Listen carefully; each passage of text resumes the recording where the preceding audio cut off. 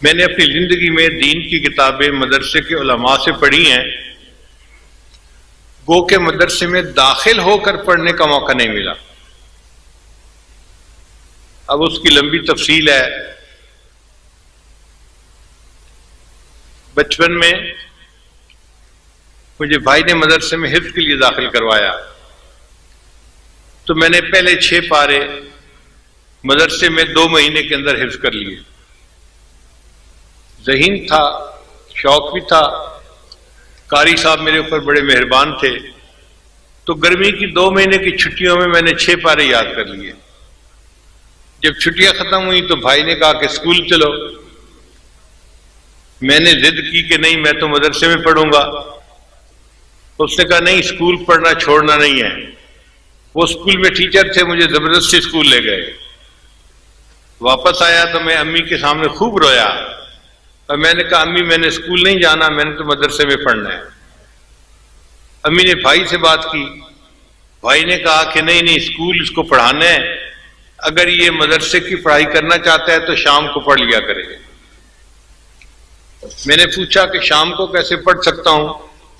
उनका कि उस्ताद का बंदोबस्त मैं कर दूंगा और तुम शाम को पढ़ लिया करना। तो हमारे शहर में एक मुफ्ती थे, मुफ्ती वलीउल्लाह साहब, शहर के मुफ्ती आजम भी थे, बड़े आलिम थे। उनके दोस्त थे, उन्होंने उनको कहा कि मेरे भाई ने किताबें पढ़नी है, आप शाम को पढ़ा दिया करें। तो मुफ्ती साहब ने कहा ठीक है, मेरे पास आ जाया करे, मैं 2-3 घंटे दे के पढ़ा दिया करूंगा। तो उन्होंने मुझे फारसी पंदनामा से किताबें पढ़ानी शुरू कर दी। फिर माला बुद्धा मैंने उन्होंने किताब पढ़ाई, फिर गुलिस्तां बोस्तां पढ़ाई, फिर उन्होंने सर्फ और नहव की किताबें पढ़ानी शुरू की। शरह मियात आमिल तक मैंने सारी किताबें उन मुफ्ती साहब से पढ़ी। इतने में मेरा दाखिला अब आगे हो गया। जब मैं यूनिवर्सिटी में पहुंचा, इंजीनियरिंग यूनिवर्सिटी लाहौर में, तो दिल बड़ा परेशान था कि मेरी किताबों का सिलसिला क्या बनेगा। तो दाखिला मिलने के बाद हमने यूनिवर्सिटी के गिर्द थोड़ा राउंड लगाया कि करीब में कोई मदरसा है। तो एक मदरसा ज़ियाउल उलूम के नाम से बेगमपुरा मोहल्ले में था। ये बेगमपुरा मोहल्ला बिल्कुल यूनिवर्सिटी की दीवार के साथ है। उसके जो मोहतरम थे वो चित्राल के आलिम थे। मैं उनके पास गया और मैंने उन्हें कहा जी कि मैं यूनिवर्सिटी का तालिब इल्म हूं,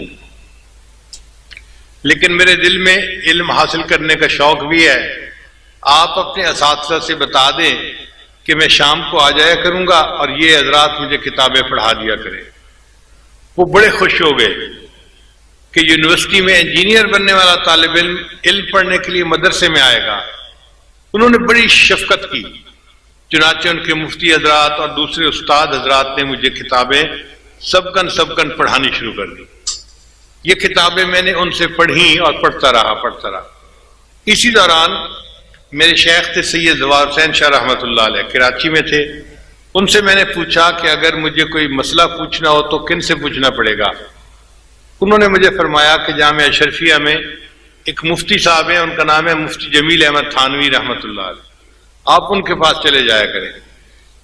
मैं एक दिन साइकिल चला के यूनिवर्सिटी से जामिया अशरफिया आया। उस वक्त बिल्कुल पतला दुबला लड़का सा लगता था। तो मैं मुफ्ती साहब के पास गया। मुफ्ती साहब जरा मसरूफ थे, मुझे देख के कहने लगे कैसे आए हो? मैंने कहा जी मुझे मेरे शेख ने हुक्म दिया है, तो मैं अपने मसाइल पूछने के लिए आपसे आया हूं। जो पूछना है काम की बात पूछो, मेरे वक्त जाया मत करो। तो मैं थोड़ा हैरान तो हुआ कि इसका मतलब है मुफ्ती साहब बहुत सख्त आदमी है, तबीयत के आदमी है, बड़ा नज़्म ज़ब्त है, तो यहां पर टाइम ज्यादा नहीं मिलना। फिर मैंने उनसे बैठ के बात की। मैंने कहा मुफ्ती साहब, मैं सुन्नत का शहदाई हूं, ये अल्फाज थे, मैं सुन्नत का शहदाई हूं और मैं चाहता हूं कि मैं हर काम सुन्नत के मुताबिक करूं, मगर मुझे पता नहीं है कि कैसे करना है। मैं आपके पास आया हूं, आप मुझे बताते जाएं, मैं ऐसे अमल करता जाऊंगा। इस बात को सुन के मुफ्ती साहब बहुत खुश हो गए चुनाचे मैंने उनसे खाने की सुन्नतें पूछी, पीने की सुन्नतें पूछी, लिबास की सुन्नतें पूछी, सोने जागने की सुन्नतें पूछी। हैरानी की बात है कि हमें इस बातचीत करने में 2.5 घंटे लग गए। 2.5 घंटे के बाद मुफ्ती साहब ने टाइम देखा और फरमाने लगे, भाई बहुत ज्यादा वक्त हो गया, मगर आपने बात ही ऐसी छेड़ी कि मैं बात करता रहा। अच्छा, आपको मेरे पास आने की इजाजत है, जिस वक्त आप चाहें आप आ जाया करें और दारुल इफ्ता में बैठ जाया करें, मैं आपको देख लिया करूंगा, तो मैं अपने काम से फारिग होकर आपको बुला लिया करूंगा। चुनाचे उसके बाद मैं मुफ्ती साहब के पास जाता था और नमाज के बारे में, वुजू के बारे में, तहारत के बारे में जो मसाइल होते थे मैं हजरत मुफ्ती साहब से पूछता था। हजरत मुफ्ती साहब ने मेरे अंदर उलमाए देवबंद की मोहब्बत भरी और मुझे देवबंद उलमा का शहदा बना दिया। उनकी इत्तबा सुन्नत, उनके तकवा को देख के मुझे महसूस हुआ कि वाकई ये वो उलमा है जो उलमाए रब्बानीयीन है और इनसे दीन सीख कर उसके मुताबिक जिंदगी गुजारनी चाहिए। फिर उसके बाद बुखारी शरीफ पढ़ने का जब टाइम आया तो एक थे मौलाना मोहम्मद जाकिर साहब, वो बुखारी शरीफ के हाफिज भी थे, कुरान के हाफिज भी थे। उनसे मैंने बुखारी शरीफ को पढ़ा। दरमियान में 1-2 मरतबा मुझे ख्याल भी आया कि वफाकुल मदारिस का इम्तहान मुझे देना चाहिए। मैंने अपने एक उस्ताद से पूछा, उस्ताद जी क्या मैं इम्तहान न दे दूं? तो उस जमाने में वफाक का इदारा नया नया बना था और इम्तहान देने का इतना रिवाज नहीं था। वो जो उस्ताद थे उन्होंने खुद भी वफाक से इम्तहान पास नहीं किया हुआ था, तो वो कहने लगे कि तुम्हें कागज की डिग्री चाहिए या इल्म चाहिए? मैंने कहा जी इल्म चाहिए। कहने लगा ठीक है, इल्म पढ़ रहे हो तो हमने कौन सा अपने उस्तादों से डिग्रियां ली है, हम भी उस्तादों से पढ़ के आलिम बनी है, तुम भी पढ़ जाओ। तो इस तरह मैं इम्तिहान न दे सका, वरना मुझे इतना यकीन था कि मैं यूनिवर्सिटी में फर्स्ट आने वाला तालिब इल्म था। अगर मैं इम्तिहान देता तो पास जरूर हो जाता और वफाक का मुस्तनद आलिम भी कहलाता, मगर अल्लाह को जो मंजूर वही होके रहते हैं। ताहम 2 इदारे ऐसे हैं कि जिन्होंने मुझे आलिम की एजाजी डिग्री भी जारी की है। इसको मैं अपने लिए सनद समझता हूं और अल्लाह का एहसान मानता हूं। एक जहानिया मंडी में दारुल है, जामिया रहमानिया उसका नाम है, वहां के मोहतमिम हर साल मुझे बुखारी शरीफ के इफ्तिताह के लिए या इख्तितामी हदीस पढ़ाने के लिए बुलाया करते थे। एक दिन वो मुझे कहने लगे कि हजरत आज आपने जल्दी नहीं जाना बल्कि रुकना है। मैंने पूछा क्यों? कहने लगे इसलिए कि हमने तलबा की दस्तारबंदी करवानी है और आपकी भी दस्तारबंदी होनी है। मैंने मोहतमिम साहब से पूछा हजरत मेरी दस्तारबंदी किस खुशी में होनी है? कहने लगे कि आपने जो दीन की खिदमत की है ना और आपके रशिया के सफर के हालात हमने सुने हैं, तो हमारे शूरा ने फैसला किया कि हम आपको अपने मदरसे की तरफ से एजाजी डिग्री जारी करें। मैंने कहा हजरत ये ठीक कैसे होगा कि आप मुझे एजाजी डिग्री? उन्होंने एक रजिस्टर उठाया, कहने लगे देखो ये हाजिर रजिस्टर है, मैंने साल के शुरू में आपका नाम तलबा की फहरिस्त में लिख दिया था और पूरा साल आप दीन का काम करते रहे, मैं आपकी हाजिरी लगाता रहा और आप बाकायदा इस साल के तलबा की फहरिस्त में आपका नाम शामिल है, अब हम आपको डिग्री दे सकते हैं। चुनाचे उन्होंने भरे मजमे में अमामा पोशी भी करवाई और मदरसे की तरफ से एजाजी डिग्री भी जारी कर दी। फिर उसके बाद दूसरी डिग्री कासिमुल उलूम मुल्तान के जो मोहतमिम थे उन्होंने अता की। उन्होंने भी यही अल्फाज कहे कि आपकी दीनी खिदमत को हमने देखा है और अल्लाह ने बहुत लोगों की जिंदगियों को बदला है, अब हम चाहते हैं कि मदरसे की तरफ से आपको एजाजी डिग्री दें।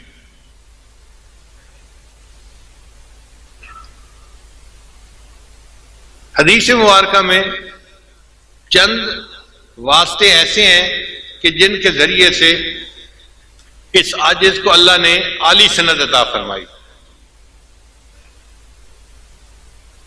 अब बात चली पड़ी है तो मैं जरा तफसील भी बता दूं। मुझे देवबंद जाने का मौका अल्लाह ने अता फरमाया तो हजरत मौलाना सालिम कासमी रहमतुल्लाह अलैह जो कारी तैयब रहमतुल्लाह के बेटे थे और दारुल देवबंद वक्फ के मुहतमिम थे, उन्होंने अपने घर दावत दी। हमने उनके घर में खाना खाया तो मुझे कहने लगे हजरत आप मेरे साथ आए। तो मैं उनके साथ उठ के गया। वो मुझे एक कमरे में लेकर गए और एक चारपाई की तरफ इशारा किया, हजरत इसके ऊपर बैठ जाए। मैं बैठ गया। फिर पूछने लगे हजरत आपको पता है मैंने इस चारपाई पे आपको क्यों बिठाया है? मैंने कहा जी मुझे तो नहीं पता, मैं उन पीरों में से नहीं हूं जिनके घोड़े और बिल्लियां भी इल्म गैब जानते हैं। तो हंस पड़े। कहने लगे अच्छा मैं आपको बताता हूं कि ये चारपाई हजरत मौलाना कासिम ननौतवी रहमतुल्लाह अलैह की है और ये कमरा भी उन्हीं का है, और मेरा ये दिल चाहता था इस कमरे में इस चारपाई पर आपको बिठाकर इजाजत हदीस दूं। अब मेरी तरफ से आपको हदीस की इजाजत है। उन्होंने लिखी हुई सनद भी दे दी और उनकी सनद भी काफी आली थी। अल्लाह ने मुझे ये नेमत वहां पर अता फरमा दी। दूसरी हदीस की आली सनद, उसका भी अजीब किस्सा।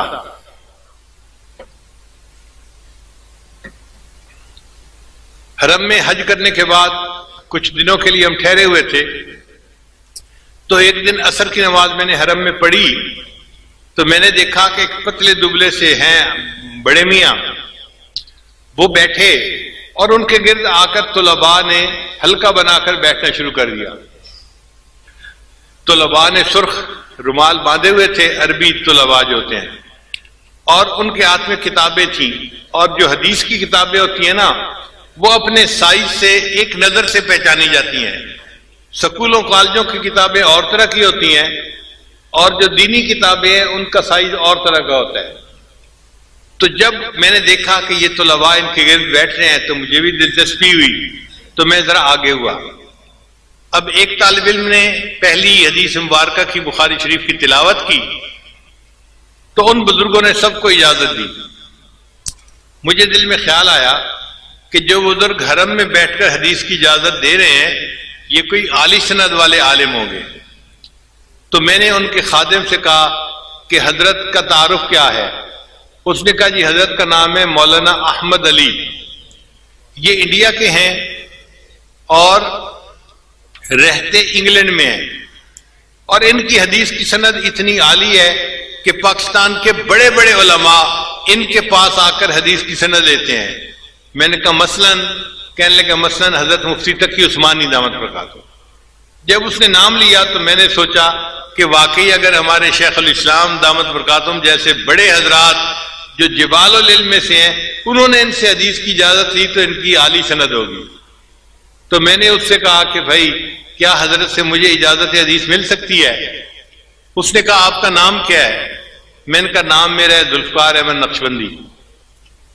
अब ये नाम सुन के ना वो बंदा तो उछल पड़ा और वहीं बैठे बैठे हजरत हजरत हजरत ऊंचा ऊंचा कहने लगा। हजरत ने फरमाया भाई क्या हुआ? हजरत आपने मेरे जिम्मे लगाया हुआ था कि अगर ये बंदा मिल जाए कहीं तो मुझे बताना, मैंने इनसे मुलाकात करनी है। वो साहब ही आए बैठे हैं। अब हजरत ने नाम सुना तो वो खड़े हो गए, तो मैं भी खड़ा हो गया। हजरत से दोबारा मुआनका किया, मुलाकात की, तो मैंने अर्ज किया कि हजरत मैं इसलिए आपके पास हाजिर हुआ हूं कि आप मुझे हदीस की इजाजत दे दें। वो फरमाने लगे कि मैं जब घर से चला था हज के इरादे से तो मैंने उस वक्त ये इरादा किया था अगर इस सफर में कहीं मेरी आपसे मुलाकात हो जाएगी तो मैं आपके साथ मिलकर तौबा के कलिमात पढ़ूंगा, क्योंकि मैंने नीयत पहले की हुई थी। आपने तो आज की है हदीस की इजाजत की, पहले आप मुझे तौबा के कलिमात पढ़ाए फिर मैं आपको हदीस की इजाजत देता हूं। अल्लाह की शान देखिए जी, उनके हुक्म पर मैंने हरम में बैठ के वहीं उनको तौबा के कलिमात पढ़ाए और फिर उन्होंने हदीस की इजाजत दी। और उनकी हदीस की इजाजत जो है वो हजरत मौलाना फजल रहमान गंज मुराद आबादी रहमतुल्लाह के वास्ते से वाकई बाकी सबसे आली बन जाती है। एक तीसरी सनद जो हदीस की मुझे मिली वो भी अजीब। हम लोग तुर्की गए तो हमें किसी ने बताया कि यहां पर एक बड़े बुजुर्ग गुजरे हैं अल्लामा जाहिदुल कौसरी रहमतुल्लाह अलैह, जिनको इमाम आज़म अबू हनीफा रहमतुल्लाह अलैह का के दिफा करने का एजाज हासिल है। उन्होंने बड़ी आला किताबें लिखी, अरबों ने भी उसकी बड़ी तारीफ की। तो उनके एक आखिरी शागिर्द, उनका नाम है शेख अमीन सिराज रहमतुल्लाह अलैह, वो अभी जिंदा है और उनको हुकूमत ने नादिर हस्तियों में शामिल करके उनके लिए खुद डॉक्टरों की टीम उनके साथ लगाई हुई है। उनकी सेहत का ख्याल रखें ताकि ये तारीखी हस्ती बीमार ना हो जाए। वो अभी जिंदा है, मगर वो 5 नमाजें अपने घर की मस्जिद में पढ़ते हैं। सिर्फ जुमा की नमाज के लिए वो आते हैं और जुमा की नमाज के लिए भी मस्जिद के साथ एक शीशे का कमरा बनाया गया है, वहां वो नमाज पढ़ते हैं। लोग उनसे नहीं मिल सकते, वो लोगों से नहीं मिल सकते, क्योंकि मिलने से वायरस फैलता है, बैक्टीरिया फैलता है, बीमारियां फैलती हैं। और ये शख्सियत चूंकि कौमी शख्सियत है, इसलिए उनकी सेहत का ख्याल रखना डॉक्टरों की जिम्मेदारी है। वो डॉक्टरों के साथ आते हैं, नमाज पढ़ के चले जाते हैं। खैर, हमने अल्लाह से बड़ी दुआ मांगी, 2 दिन नफल पढ़ते रहे सलातुल हाजत के, कि या अल्लाह हमें तौफीक अता फरमा, हम उनकी जियारत भी करें और उनसे इजाजत हदीस भी ले लें। मुझे एक आलिम ने बताया, वो जल्दी हदीस की इजाजत नहीं देते, वो कहते हैं कि 10-15 दिन मेरे साथ रहो और दर्स में बैठो, फिर हदीस की इजाजत दूंगा। अब हम परेशान कि हमारा तो सफर था 1-2 दिन के बाद, तो हम 10-15 दिन तो नहीं रह सकते। अगर उन्होंने ये शर्त लगा दी तो मुश्किल हो जाएगी। बहरहाल दुआएं मांगते रहे अल्लाह की शान के वो जुमा के लिए मस्जिद में तशरीफ लाए। उनका एक खादिम था, वो कमरे से बाहर निकला तो मैंने उससे बात की। मैंने कहा कि भाई, मैं इस तरह पाकिस्तान से आया हूं और ये मेरा नाम है, और आप हजरत को मेरे सलाम भी दें और अर्ज करें कि अगर हदीस की इजाजत दे दें तो उनका मेरे ऊपर बड़ा एहसान होगा। खादिम ने जाकर उनको नाम बताया तो वो फरमाने लगे कि ये नाम तो मैंने पहले सुना हुआ है, ये पाकिस्तान के शेख आए हैं, तो अब मेरा भी दिल चाहता है कि मैं इनसे मुलाकात करूं, उनको अंदर ले आओ। लो जी, हमें कमरे के अंदर जाने का मौका मिल गया। जब कमरे के दरवाजे पर मैं पहुंचा ना, तो डॉक्टर ने मुझे रोक लिया।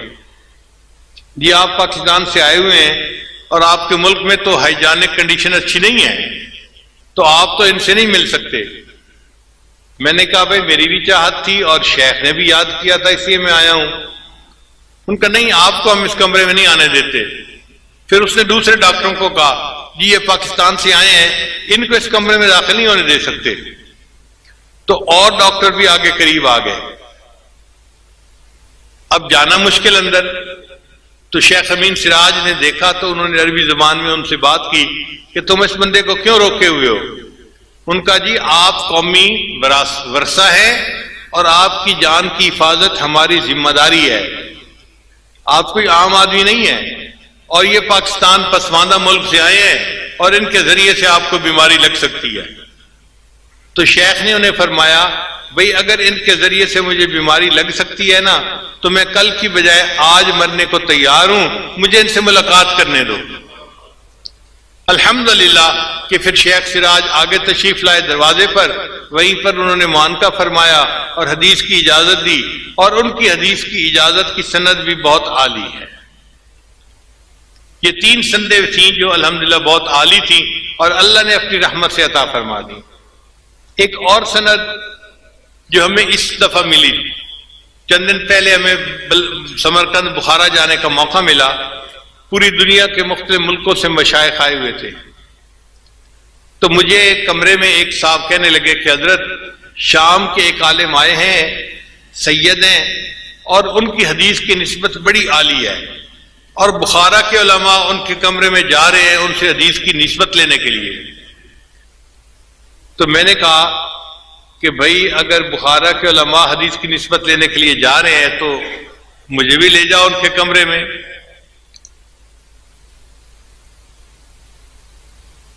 कहने लगे, जी कैसे? मैंने कहा व्हील चेयर ले आओ, मैं चलता हूं उनके कमरे में। अब जब मैंने कहा ना कि व्हील चेयर ले आओ, मैं चलता हूं उनके कमरे में, तो हमारे दोस्तों में से एक दोस्त बैठे हुए थे, वो कहने लगे, हजरत आप ना जाएं, यहीं बैठे, मैं आपको एक बात बताता हूं। मैंने पूछा क्या? कहने लगे, असर की नमाज के बाद वो शेख मुझे मिले थे और उन्हें मुझसे कहा था कि आप शेख जुल्फकार अहमद नक्शबंदी के खलीफा हैं, अगर मुझे उनके पास आने का कोई वक्त मिल सकता है तो आप मुझे फोन कर देना, मैं उनसे तौबा के कलिमात पढ़ने के लिए आऊंगा। तो उन्होंने तो पहले से मुझे कहा हुआ है, तो मैं उनको फोन कर देता हूं, वो खुद तशरीफ ले आएंगे। मैंने कहा ठीक है। चुनाचे उन्होंने फोन किया तो वो जो आलिम थे वो उसी वक्त अपने एक और शेख के साथ तशरीफ ले आए। वहां पर उन्होंने आकर तौबा के कलिमात पढ़े और इस साजिद ने उनसे हदीस की इजाजत के लिए दरखास्त की, तो उन्होंने भी हदीस की इजाजत अता फरमा दी। मैंने उनसे पूछा कि आपकी हदीस की इजाजत आली कैसे बनती है? उसने कहा जी कि पूरे पाकिस्तान में हदीस की जो सनद चल रही है उसमें करीबन 20 के करीब वास्ते बनते हैं नबी अलैहिस्सलाम तक, और जो मेरी सनद है उसमें 15 वास्ते बनते हैं। इतने कम वास्तों के साथ उनका ताल्लुक था। तो हमने पूछा कि आपकी सनद कैसे है? फिर उन्होंने तफसील बताई कि मेरी सनद जो थी वो अल्लामा शामी इब्ने आबिदीन रहमतुल्लाह अलैह के वास्ते से नबी अलैहिस्सलाम तक पहुंचती है, और इस वक्त पूरी दुनिया में हदीस की इजाजत की ये सबसे छोटी सनद है, इसके सिवा और कोई सनद नहीं है। फिर उन्होंने छपी किताब भी हमें दिखाई। उन्होंने हदीस की सनद हासिल की थी अल्लामा अब्दुल लतीफ फरफूर से। ये फरफूर वो बुजुर्ग है कि जिन्होंने अल्लामा शामी रहमतुल्लाह की किताब के ऊपर हाशिया लिखा है और उसकी तफसील लिखी है। अजीब उन्होंने काम किया है। वो कहने लगे कि मेरे शेख को किसी मुल्क में वफात हुई तो सर्द खाने के अंदर रख दिया गया। फिर एक हफ्ते के बाद उनकी लाश शाम में लाई गई, हमने उनको गुस्ल दिया, और जब उनका जनाजा तैयार करके रखा तो वफात के एक हफ्ते के बाद भी उनकी गर्दन की रग हमें फड़कती हुई नजर आ रही थी। ऐसे बुजुर्ग थे। तो अलावा इब्ने आबिदीन रहमतुल्लाह अलैह की जो ये सनद थी ये वाकई एक आली सनद। हमने बाद में फिर उसकी तहकीक भी की और बाकी सनदों के साथ उसको मिलाया भी सही। तो अल्लाह ताला की ये रहमत है कि ये एक बहुत आली सनद अल्लामा शामी रहमतुल्लाह के वास्ते से इस आजिज को हासिल हुई। अब इन तमाम असातिज़ा से इस आजिज ने हदीस की इजाजत ली, आपके सामने उसकी वजाहत कर दी। अल्लाह ताला हमें दीन की खिदमत के लिए कबूल फरमाए। जितने उलमा हैं, तुलबा हैं, आलिमात हैं, ये तालिबात हैं, उन सबको इस आजिज की तरफ से हदीस पाक पढ़ने की इजाजत है। जी शेख जफर साहब फरमा रहे हैं कि 6 पारे तो मदरसे में किए थे, तो हिफ्ज के बाकी पारे रहते थे। वो फिर यूनिवर्सिटी के दौरान मैंने अल्हम्दुलिल्लाह हिफ्ज के काम को मुकम्मल कर लिया, तो अल्लाह ताला ने हिफ्ज के और इल्म के काम को यूं मुकम्मल करने की तौफीक अता फरमा दी। हाफिज़ा फरमा रहे हैं कि इस वक्त तौबा के कलिमात हम सब पढ़ेंगे ताकि अल्लाह हमारी दुआएं कबूल कर ले। तो नियत कर लीजिए, हम पिछले तमाम गुनाहों से सच्ची पक्की तौबा कर रहे हैं और आइंदा नेकोकारी की जिंदगी गुजारने का दिल में इरादा कर रहे हैं। अल्हम्दुलिल्लाहि व कफ़ा व सलामुन अला इबादिहिल्लज़ीना इस्तफ़ा अम्मा बाद। ये कलिमात सच्चे दिल के साथ पीछे पीछे पढ़िए। बिस्मिल्लाहिर्रहमानिर्रहीम। ला इलाहा इल्लल्लाह मुहम्मदुर रसूलुल्लाह। आमन्तु बिल्लाहि व मलाइकतिही व कुतुबिही व रुसुलिही वल यौमिल आखिरी वल क़द्रि खैरिही व शर्रिही मिनल्लाहि तआला वल बअसी बअदल मौत। आमन्तु बिल्लाहि कमा हुआ बिअस्माइही व सिफातिही व क़बिलतु जमीआ अहकामिही इक़रारुम बिल लिसानि व तस्दीकुम बिल क़ल्ब। अशहदु अल्ला इलाहा इल्लल्लाहु व अशहदु अन्ना मुहम्मदन अब्दुहु व रसूलुहु। अस्तग़फिरुल्लाह रब्बी मिन कुल्लि ज़ंबिन व अतूबु इलैहि बिरहमतिका या अरहमर राहिमीन।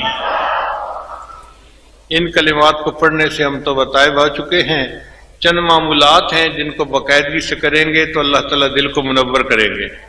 पहला अमल 100 मरतबा इस्तिग़फ़ार सुबह शाम पढ़ना, दूसरा अमल 100 मरतबा दुरूद शरीफ सुबह शाम पढ़ना, तीसरा अमल कुरान की तिलावत रोज़ाना करना, चौथा अमल चलते फिरते हर वक्त दिल में अल्लाह को याद करना, और पांचवा अमल सुबह शाम 10-15 मिनट के लिए मुराकबा करना।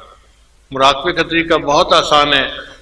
अल्लाह की तरफ लौ लगा के आंखें बंद करके आप बैठ जाया करें और ये महसूस किया करें कि अल्लाह की रहमत आ रही है, दिल में सिमा रही है, जुल्मत और स्याही दूर हो रही है और हमारा दिल अल्लाह अल्लाह अल्लाह